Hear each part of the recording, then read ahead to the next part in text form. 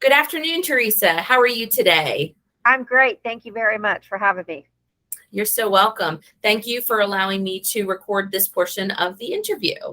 Yes. We've talked a lot about your experience and your resume and all of your job experience. So what I'd like to do now is really kind of hone in on a few items from your resume. So I see that you were with the Sheriff's Department for about 18 years. Yes, ma'am. When you were there, tell me a little bit about what you did and we'll go from there. Okay. I held several positions while I was there. I started as a 911 emergency dispatcher. I did that for 5 years.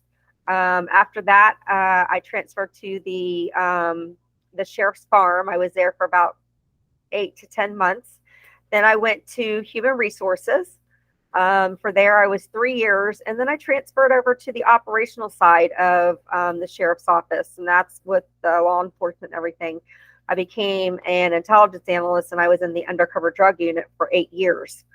Wow. So after that stint, I ended my career the last several years in the general crimes unit, um, which is like a home burglary or vehicle burglary, a robbery, those types of crimes. I did everything except for do the actual arrest. I would Wow. write search warrants. I would write the arrest affidavits. I would get the documents due to the judge to have the judge sign them so they could go out and do a search warrant. So I was really hands on in that position, and I also trained incoming new admin personnel for the department. So it was Wow. a really great gig. Yeah, it sounds it. As far as like some skills that you learned from that, I would assume, that you needed to, of course, be able to be patient, to listen to people when they're calling in and handling all those other things. What are some skills that you feel like you took away from that role? Definitely the listening aspect of it. Like when I worked in the 911 dispatcher position, you had to listen to all they had to say. So you had all the pertinent information to dispatch to the deputy. And it was, at times it could be a life or death situation that if you don't get all of the exact information, you could send the deputy into a very deadly situation. So my listening skills really were honed in on, especially in those 5 years. Patience, of course, because when you have people on the phone, you can't always get all the information out of them that you want at first.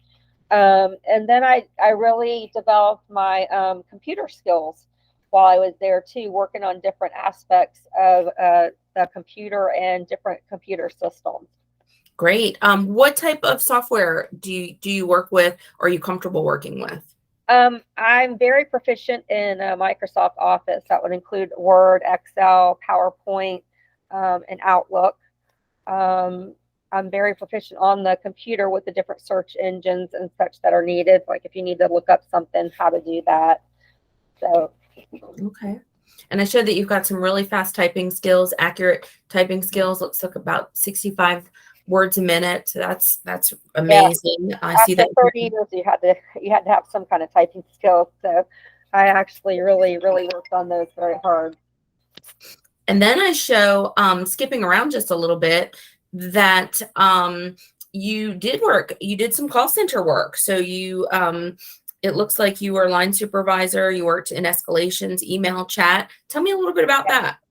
That position, I first started out as a customer service representative where I took intake calls all day from, it was in the workers' comp division. So it was from patients, adjusters, case managers, sometimes the vendors, whether it be an interpreter or a driver. We would take appointments and schedule them in the system.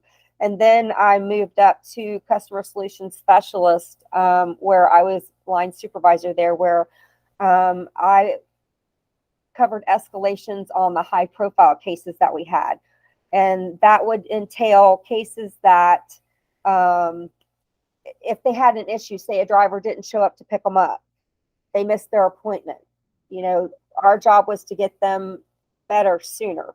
So if we failed on our end, if a driver didn't show up, we've let the client down, which is the insurance company.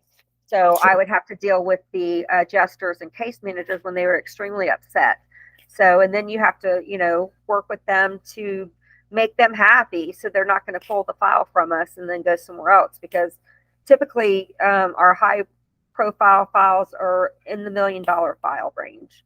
So Wow. it's ones that really have to be taken care of and worked with kid gloves. Sure, sure. So, just in recapping, it looks like, I mean, goodness, you have experience, call center, you have admin experience, you have management experience, reception experience. So you've got a great, well-rounded job experience. So, in ending here, what's the perfect type of position for you now? Like in this part of your career, what are you looking for? What would, be an excellent fit for Teresa? I enjoy the call center setting because you're around people. My last position, I worked 60 years from home, so I was secluded. So I'm ready to get back out into the work area, so to speak. And the call center setting is really a good fit for me, or something that I would be interested in doing and feel Okay. comfortable. So that's kind of where I'm at right now in my life. Wonderful. Well, Teresa, thank you so much again for allowing me to record this portion of the video. We're going to go ahead and wrap up on all the things that we've already chatted about and work on your profile. And I am super eager to share this video clip to my clients. And I know that you're going to be snapped up quick. You Great. great employee. Just a moment. Thank you. Thank you very You're much, welcome. Danielle. I Thank appreciate that.